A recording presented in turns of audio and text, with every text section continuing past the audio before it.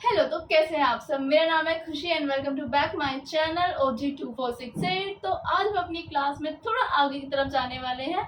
आज हम animal domestication पढ़ने वाले हैं। तो जिसने इससे पहले की मेरी 2 वीडियोस को नहीं देखा है वो मेरे चैनल पे जाके पुरानी 2 वीडियोस को देख ले, ताकि आपको जो आज टॉपिक में पढ़ाने वाली हूँ उसको और भी ज़्यादा अच्छे से क्लियर हो। और अगर कोई चीज़ नहीं समझ आती तो मुझे कमेंट करके आप पूछ सकते हैं, मैं ज़रूर रिप्लाई करूँगी उस चीज़ का। तो हम आज थोड़ा सा वीडियो में आगे जाएंगे। हम एनिमल डोमेस्टिकेशन पढ़ रहे थे लास्ट टाइम पे। मैंने एनिमल डोमेस्टिकेशन के टॉपिक को वहीं पे रोक दिया था। मैंने ये बोला था कि हम अगर एनिमल डोमेस्टिकेशन की तरफ जाएंगे तो हम इसको पूरा कंप्लीट कर देंगे, वो इंडस वैली सिविलाइजेशन को। हम आगे वीडियो में जाएंगे, इसीलिए वीडियो उस टाइम लंबी हो जाती थी। मैंने उसको वीडियो कट कर देता, क्लास को वहीं ओवर कर देता। आज हम स्टार्ट करते हैं एनिमल डोमेस्टिकेशन से। टाइम ना वेस्ट करते हुए टॉपिक पे आती हूँ। उस बार मैंने दोबारा से सारे नोट्स वगैरह सब रेडी कर रखे हैं, तो मैं इसी में से आपको पढ़ाने वाली हूँ आज। मैंने आपको सारी चीज़ें बता दी थी, एग्रीकल्चर वगैरह सब चीज़ें बता चुकी थी। मैं एनिमल डोमेस्टिकेशन पे आ रही थी, मतलब क्या क्या चीज़ें पाली जाती थी, मतलब किन किन जानवरों के बारे में उस टाइम पे पता था। हड़प्पा के टाइम पे क्या क्या चीज़ें पता थी, किन किन चीज़ें मतलब जानकारी थी, सिंधु घाटी सभ्यता, सब कुछ मैं बताऊँगी। ठीक है। तो एनिमल डोमेस्टिकेशन मतलब कि ये सारी चीज़ें पाली जाती थी, जैसे कि मवेशी, भेड़, बकरी, भैंस, सूगर, इन सब की हड्डियाँ मिलती थी। ये सारी चीज़ें ज़्यादातर मात्रा में उस समय पाली जाती थी। पालतू जानवरों में से मवेशी, भेड़, बकरी, भैंस, सूगर, इन सब की हड्डियाँ ज़्यादातर मात्रा में मिली। ये सारी चीज़ें पाली जाती थी उस टाइम पे। और जंगली जानवरों में जैसे कि हिरण हो गया, घड़ियाल हो गया, मछली, ये सारी चीज़ें पाली जाती। इन सारी चीज़ों के बारे में पता था क्या सब कुछ। हाँ, हालांकि ये लोग इस टाइम पे घोड़े से परिचित तो थे, मतलब घोड़े को जानते थे कि घोड़ा कुछ होता है घोड़ा, लेकिन उसको यूज कैसे करना है ये सारी चीजें नहीं पता थी इस टाइम पे। कि मतलब घोड़े पे चढ़ के ऐसी सारी सारी चीजें, मतलब घोड़े से काफी सारी चीजें होती हैं, वो सारी चीजें घोड़े से यूज कैसे करना उसका, ये सारी चीजें इस टाइम पे कुछ नहीं पता थी। और इस टाइम पे ना जैसे कि शेर से ये लोग परिचित थे, मतलब इनको पता नहीं था कि शेर कुछ होता है। मतलब शेर को इन लोगों ने नहीं देखा था, क्योंकि शेर की कोई भी नामो निशानी नहीं मिली उस टाइम की। तो हम लोग ये बोलते थे कि शेर से लोग परिचित नहीं थे उस टाइम पे। शिल्पकारी, जन्मोदरों में ना शिल्पकारी का बहुत बड़ा इस टाइम पे ना, मैं आपको जो आगे बताने वाली हूँ उसमें ये चीज है। इस टाइम का ट्रेड नेटवर्क बहुत फैला हुआ था। आगे मैं आपको लेपिस लाजो के बारे में बताऊंगी, नीला कीमती पत्थर, ये सारी चीजें बताने वाली हूँ। उससे मैं आपको ये चीज समझाऊंगी कि इस टाइम का ट्रेड नेटवर्क कितना ज्यादा फैला हुआ था। जैसे कि इस टाइम पे ना जन्मोदरों में मंगे, शंख काटना, मोहरे बनाना, ये सारी चीजें होती थी। शंख के कार्य कामों में ना ये लोग बहुत माहिर थे, मतलब शंख को काटना, उससे अलग अलग चीजें बनाना, ये सारी चीजें इस टाइम पे बहुत ज्यादा फेमस थी। जैसे कि नागेश्वर और बालाकोट में समुद्र के पास है ये, यहाँ पे चीजें, शंख की चीजें ज्यादा होती थी इस टाइम पे। ये बहुत माहिर थे इन सारी चीजों में। जैसे मोहर बनाना किसी चीज की, मोहर मतलब आपको पता ही होगा कि मतलब कि कोई लोगो टाइप होता है उसको बनाना, मोहर बनाना, शंख की कोई प्रोडक्ट सॉरी, कोई चीजें बनाना। इस टाइम पे ये लोग इस सब चीजों में ज्यादा थे। ठीक है। जैसे कि ना आगे बताती हूँ आपको, पंजीकारी का सामान वगैरह, ये सारी चीजें इस टाइम पे बहुत थी। मैं आगे आपको कंटिन्यू करवाऊंगी। चूड़िया, घड़ियाल, पंजीकारी के सामान और मोहिंजोदारो में मिले डांसिंग गर्ल। मोहिंजोदारो में ना एक मूर्ति मिली जिसको हम डांसिंग गर्ल का नाम दे देते हैं। ठीक है। वो सबसे ज्यादा तो मतलब बहुत ज्यादा फेमस थी उस टाइम पे। मैं आपको बताती हूँ, जैसे कि ना चूड़िया, घड़ियाल, पंचकारी का सामान, ये सारी चीजें बताने की जरूरत नहीं है कि मतलब ये सारी चीजें बनाई जाती थी, शंख काटे जाते थे, मोर बनाए जाते थे, इन सब चीजों में ये लोग माहिर थे। शिल्पकारी में ये सारी चीजें बहुत माहिर थे। शिल्पकारी बढ़ाते आप सब पता कि इन सब चीजों में नागेश्वर और बालाकोट में बहुत ज्यादा फेमस थे। और जैसे कि ना मैं आपको बताती हूँ, मैंने कहा था ट्रेड नेटवर्क, कहीं बताती हूँ ट्रेड नेटवर्क। जैसे कि ना मोहनजोदारो में डांसिंग गर्ल बहुत फेमस थी, ये क्वेश्चन आता है तो इसको याद रखिएगा। मोहनजोदारो में डांसिंग गर्ल मिली थी जो कि फेमस है। जैसे कि ना मैं बताती हूँ आपको, शंख, शंख ये लोग गुजरात से मंगाते थे। ठीक है। और लेपिस लाजो, लेपिस लाजो क्या है मैं आपको बताती हूँ। लेपिस लाजो ना मतलब अफगानिस्तान से मंगाते थे। ये कुछ ज्यादा नहीं, जैसे हीरा होता है। हीरा क्या होता है? हीरा होता है हमारा, जैसे कि आज के टाइम पे हीरा कितना फेमस है ना, मतलब डायमंड डायमंड डायमंड ऐसा होता है ना लोगों का। तो मतलब यही चीज होती है, एक पत्थर होता है एक नीला कलर का जो बहुत महंगा आता है, उसी को हम लोगों ने लैपिस लाजो नाम दे दिया। ये अफगानिस्तान से मंगाते थे। अब एक बात बताओ, मैं ट्रेड नेटवर्क के बारे में बोल रही हूँ, इस टाइम पे कोई प्लेन वगैरह तो थे नहीं, है ना कोई प्लेन अरे ना कोई प्लेन होते थे, ना कुछ होता था इस टाइम पे, ना कोई ट्रेन वगैरह कुछ नहीं था। तो ये लोग मंगाते कहाँ से थे? समुद्र के थ्रू मंगाते थे। समुद्र के थ्रू एक शहर से दूसरे शहर ऐसे करते थे और ये सारी चीजें मंगाते थे यहाँ पे। जैसे कि आपका ये कॉपर हो गया, कॉपर ये लोग राजस्थान से मंगाते थे, ठीक है, राजस्थान से मंगाते थे। गोल्ड कहाँ से मंगाते थे? फिर गोल्ड लोग साउथ इंडिया से मंगाते थे। ऐसे ही ना काफी सारी चीजें अलग अलग अलग अलग जगह से मंगाई जाती थी, ठीक है। अब बिल्कुल वैसे जैसे कि ना मैं आपको बताती हूँ,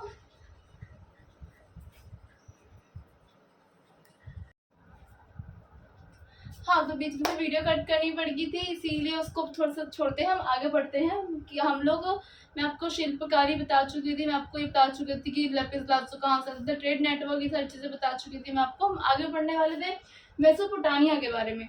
मेसोपोटामिया मतलब हड़प्पा ही था, हड़प्पा के बारे में ही पढ़ रहे हैं हम अभी भी, लेकिन हम लोग ये पढ़ रहे हैं कि मेसोपोटामिया के लेखों में भी हड़प्पा की ना मतलब कुछ बातें मिलती थी, उनमें जिक्र मिलता था हड़प्पा के बारे में। अब हड़प्पा नहीं बोलेंगे हम इसको, हम देखो हम बताती हूँ, जैसे कि मैं ना मेसोपोटामिया के लेखों में भी जिक्र मिलता था। मेसोपोटामिया के लेखों में मेलुहा नाम की जगह का जिक्र था। जैसे कि ना लेख क्या होते हैं, जैसे कॉपी वगैरह, जैसे कि ग्रंथ वगैरह होते हैं, वैसे लेख होते हैं। बस अलग अलग तरीके लोगों ने अपने हिसाब से उन चीज़ों को कस्टमाइज कर लिया, तो चीज़ें अलग हो गई लेकिन तरीका अलग हो गया, लेकिन चीज़ें वही हैं। वैसे सेम मैं आपको बताती हूँ कि ना मेसोपोटामिया में एक मेलुहा नाम की जगह का जिक्र मिलता है, ठीक है। उसमें क्या है, जैसे कि ना वो जहाँ से ना हम लोग लेपिस लाजो कॉपर, जैसे मैंने अभी आपको ट्रेड नेटवर्क बिल्कुल वैसे ही ना मतलब कुछ यहाँ से कुछ वहां से ऐसी सारी चीजें आती थी। मेलुहा नाम की जगह से भी आती थी ये सारी चीजें। लोग बहुत सारे लोग ये बोलते हैं कि ना मेलुहा शहर हड़प्पा का ही दूसरा नाम है, या फिर हड़प्पा को ही कहते हैं। बहुत से लोग ये मानते थे। तो मतलब हम लोग बोल सकते हैं कि जो हड़प्पा का दूसरा ही नाम मेलुहा है, या मेलुहा बोलते थे लोग, ये सारी चीजें हम बोल सकते हैं। अब आगे हम आ जाते हैं हड़प्पा सील्स पे। हड़प्पा सील्स क्या होती है? सील्स मतलब मोहर होती है, ठीक है। अब हड़प्पा सील्स क्या होती है? ये हजारों की मात्रा में मिली वहां पे, मतलब कि ना बहुत सारी मात्रा में मिली, बहुत तरीके की मिली। कुछ गोल में मिली, कुछ आयताकार में ऐसे कुछ ऐसे मिली, कुछ गोल मिली, कुछ ऐसे बोलते ना बेलन आकार क्या होता है, ऐसे ही सब कुछ होता है। मतलब ऐसे अलग अलग तरीके की तरह मिली, बहुत सारी मात्रा में मिली ये सील्स वगैरह। और इन पे ना कुछ ना मतलब कुछ कलाकारी करी हुई मिलती है, जैसे कि ना किसी जानवर की पिक्चर होगी, कुछ लिखा हुआ हो गया, वैसे सारी चीजें। अब इन पे ना बहुत सारे जानवर के चित्र होते थे, मतलब फोटोज वगैरह। अब वो कैसे होते थे?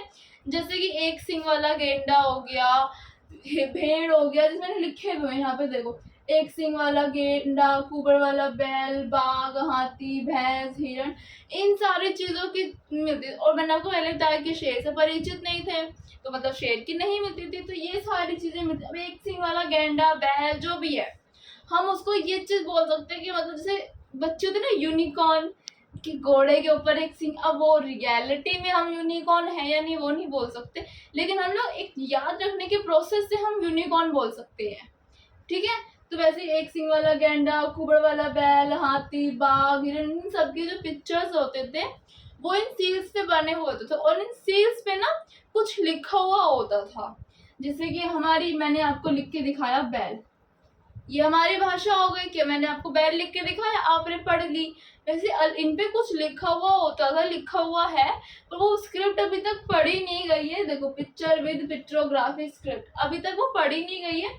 हो सकता है अगर फ्यूचर में आगे चले कभी वो स्क्रिप्ट पढ़ी जाए तो मतलब और भी सारी चीजें हमें पता चल सके कि उस टाइम पे लोग क्या बात करते थे, कैसे लोगों को हिंट देते थे कि आगे जानवर है, आगे ये है वो, कैसे बातें करते थे, क्या क्या बोलते थे, ये सारी चीज़ें हमें पता चल सके फ्यूचर में अगर स्क्रिप्ट पढ़ी जा सके तो मतलब आगे हम चलते हैं। आगे बहुत सारी चीज़ें बेटा पढ़ने के लिए, हम आगे बहुत कुछ पढ़ने वाले हैं। अभी तो ये स्टार्ट है, अगर अभी से थकोगे तो कुछ नहीं होगा। और अगर मैंने जो पढ़ाती हूँ उन सब में कुछ नहीं समझा तो आप मुझे कमेंट करके पूछ सकते हैं। मेरी वीडियो को लाइक करेंगे, सब्सक्राइब करेंगे, मेरी जो पुरानी वीडियोस है उनको भी आप देख सकते हैं। तो हम आगे चलते हैं। हम लोग, मैं आपको यूनिकॉर्न वगैरह इन सारी चीज़ों के बारे में बता चुकी थी, पिक्चर विद पिक्चरोग्राफी, इन सारी चीज़ों के बारे में आपको बता चुकी थी। अब हम आते हैं सोशल डिफरेंसेस। नॉर्मल सी बात है, अगर लोग हैं तो सोशल डिफरेंसेस भी होंगे इनके बीच में। कुछ अमीर होंगे, कुछ गरीब होंगे, कुछ ज़्यादा ही अमीर हो जाएंगे, कुछ मिडिल क्लास पे आके रुक जाएंगे। हम अभी भी तो ये चीज़ है ना कि कुछ अमीर है, कुछ गरीब है, कुछ मिडिल क्लास है। जैसे अमीर, जैसे अंबानी अमीर है, हम मिडिल क्लास हैं, फिर हमसे भी गरीब कुछ मत, ऐसे सारे वहाँ पे उस टाइम पे भी सोशल डिफरेंसेस होते थे। ठीक है, तो उन सारे सोशल डिफरेंसेस को अब हम पढ़ने वाले हैं। मैं आपको बता देती हूँ, जैसे कि ना सोशल डिफरेंस, सबसे पहला सोशल डिफरेंसेस तो यहाँ इस टाइम का ये था कि मतलब ये ना, जो मतलब इंसान डेथ हो जाती है उनकी, जब लाश को दफनाया जाता है तो उसमें भी ना ये मतलब ऐसा था कि उनका सर एक साइड होना चाहिए, मतलब दक्षिण उत्तर पूर्व, ऐसे मतलब ऐसे दिशाएं देखते थे। अभी भी लोग, काफी सारे लोग नक्षत्र वगैरह में मानते हैं कि पहले भाई गढ़ लेने से पहले नक्षत्र देख लेते हैं, हम लोग ऐसा कर लेते हैं, बहुत सारे लोग मानते हैं। वैसे उस टाइम पे भी सारी चीजें थी, सोशल डिफरेंसेस वगैरह थे, कुछ अमीर थे, कुछ गरीब थे, ये सारी चीजें उस टाइम पे भी बहुत थी बेटा। तो इसीलिए हम आगे इसीलिए पढ़ेंगे, जो मैं आपको बताती हूँ डिफरेंसेस। लाश को दफनाते समय ना कब्र का जो फेस होता था वो उत्तर दक्षिण दिशा में होता था। कि मतलब अगर कोई किसी की डेथ हो गई है तो लाश को अगर आप दफना रहे हो तो उसका फेस उत्तर की तरफ होना चाहिए, उसके पैर दक्षिण की साइड। अभी भी लोग घर लेते वक्त ये चीज देखते हैं, तो वही सारी चीज हमने उस टाइम पे भी देखी। और हाँ, जैसे कि जो कब्र होते थे, कब्र के अंदर ना काफी सारी चीजें भी मिली, जैसे मिट्टी के बर्तन हो गए और ज्वेलरी वगैरह हो गई। लोग ये मानते थे उस टाइम पे कि मरने के बाद भी एक दुनिया होती है लोगों की, जहाँ पे इन सारी चीजों की उन्हें जरूरत पड़ेगी। हालांकि ये पॉसिबल नहीं है कि मरने के बाद भी एक जगह दूसरी दुनिया हो, वहाँ पे लोग हो, वहाँ पे इन सारी चीजों की जरूरत पड़ती हो। मुझे यकीन नहीं है, पर कभी कभी हो भी जाता है। तो वो सारी बातें अलग बात है। तो मतलब उस टाइम पे लोग कब्रों में सारी चीजें आती, कुछ कब्र मतलब बिल्कुल सीधे लाइन में होती थी, कुछ की लाइनें अल्टेडी कुछ। और इस टाइम पे ना वो क्या नाम है, क्या बोलते हैं उसे, कब्र वाला, मैं आपको देख के बताती हूँ, एक सेकंड। हाँ, कोफन बिल्स का भी यूज होता था। कोफन वगैरह जो होती है ना, जो मतलब कोफन का मतलब तो पता ही होगा, जो ताबूत, हाँ ताबूत जो थे ना इस टाइम पे, वो भी चीज देखी कि कब्र को उत्तर पूर्व दिशा में होना चाहिए। कब्र के अंदर काफी सारी चीजें होनी चाहिए, जैसे कि गहने हो गए, मिट्टी के बर्तन हो गए, ऐसी बहुत सारी चीजें थी जो उस टाइम पे डाली जाती थी कब्र के अंदर कि लोगों को जरूरत पड़ेगी, ये सारी चीजें होती थी। मैंने आपको उसमें काफी सारी चीजें बता दी और वो स्क्रिप्ट वगैरह बता दी कि जो पढ़ी नहीं गई सारी चीजें बेटा इंपॉर्टेंट है। क्वेश्चन में रिपीटेबल क्वेश्चन होते हैं, क्वेश्चन जब आएंगे ना आपके सामने तो आपको याद आएगा। मैंने अभी तक आपको क्या चीज बता दी है, मैं आपको लिख देती हूँ, यहाँ पे मैं आपको लगा देती हूँ। मैं Indus valley civilisation, Indus valley civilisation में आपको बहुत सारी चीजें मैं बता चुकी हूँ। अपने बेहतर ड्राइविंग सिस्टम के बारे में मैं बता चुकी हूँ। ड्राइविंग सिस्टम उस टाइम का बहुत इम्पोर्टेंट था कि मतलब साफ सफाई का, इन सारी चीज़ों का बहुत ध्यान रखा जाता था उस टाइम पे कि साफ सफाई होनी जरूरी है। मैंने बताया था ना कि मतलब ढकी हुई होती थी नालियाँ वगैरह भी, शहर के बाहर एक मुख्य नाली से जुड़ती थी, ये सारी चीज़ें इस टाइम पे इम्पोर्टेंट थी। क्वेश्चन आते हैं बेटा, ठीक है। मैंने आपको एडवांस अर्बन प्लानिंग के बारे में बता दिया, advance urban planning, trade networking के बारे में बता दी, ये सारी चीज़ें ना बहुत अच्छी थी इस टाइम पे। कि कॉफन बिल्स के बारे में बता दिया कि कॉफन में ताबूत होते थे, ये सारी चीज़ें मैं आपको बता चुकी हूँ। मैं आपको लिख देती हूँ यहाँ पे कि मैं आपको आगे जब नेक्स्ट पढ़ाऊँ तो आपको ये सारी चीज़ें याद हो। और बेटा जब आप, जैसे कि आप ये वाली मेरी वीडियो देखेंगे तो इससे पहले मैंने 2 वीडियोस और डाल रखी हैं हिस्ट्री से ही रिलेटेड, इसी से इसका पहले का पार्ट, प्लीज़ वो वीडियोस एक बार देख लीजिएगा, ताकि जब आप ये वाली वीडियोस देखो तो आपको कुछ छूट ना जाए, कुछ ऐसे ना हो कि मुझे समझ नहीं आ रहा है या कुछ भी। अगर नहीं आए तो पूछ सकते हो, लेकिन कुछ ऐसा ना हो कि आपको समझ ना आए, तो इसलिए पहले की वीडियोस भी देख लीजिएगा। और like share subscribe most important, तभी मैं बाकी सारी मैं मोटिवेट रहूँगी, तो ही मैं आपको और अच्छी अच्छी कंटेंट ला के दूंगी, तो मैं और अच्छा पढ़ाऊंगी, और अच्छी मॉक टेस्ट वगैरह चेक करूंगी, जो क्वेश्चन रिपीटेबल होते हैं वो सारे क्वेश्चन मैं आपके लिए लेके आऊंगी। ठीक है, मैंने बताया एडवांस अर्बन प्लानिंग के बारे में। ठीक है, और मैंने लास्ट बताया कि आपको रेड नेटवर्क के बारे में, नेटवर्क, फिर मैंने कितना बता दिया, 1 2 3 4, 5th मैंने आपको बताया, अभी मैंने आपको बताया था क्राफ्ट्स के बारे में। क्राफ्ट्स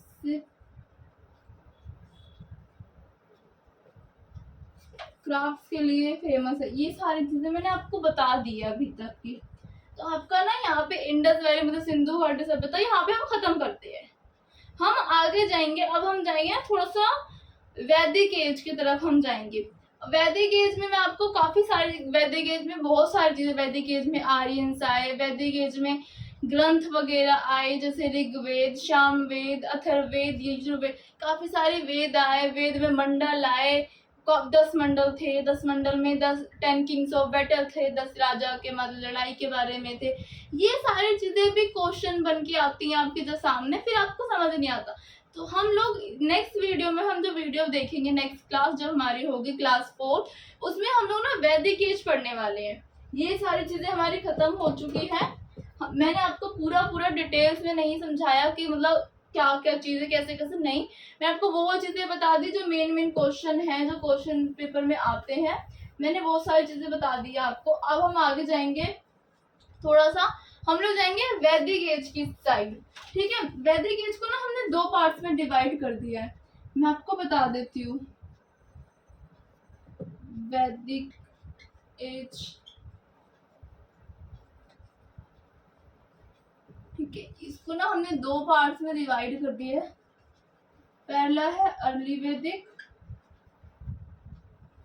दूसरा हमारा आ जाता है यहाँ पे लेटर वैदिक। ठीक है, गलत होगी स्पेलिंग,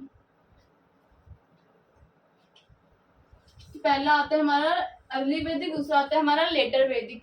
इसका टाइम पीरियड मैं आपको बता देती हूँ। अर्ली वैदिक का जो टाइम पीरियड है वो है 1500 BC से लेकर के 1500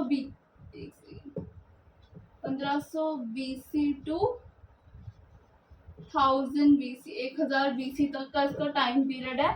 और लेटर वैदिक का टाइम पीरियड है 1000 BC से लेकर के 600 BC तक का। ठीक है बेटा, अब इसमें जो हम पढ़ेंगे वो है, जैसे इस टाइम पे आर्यंस भी आए।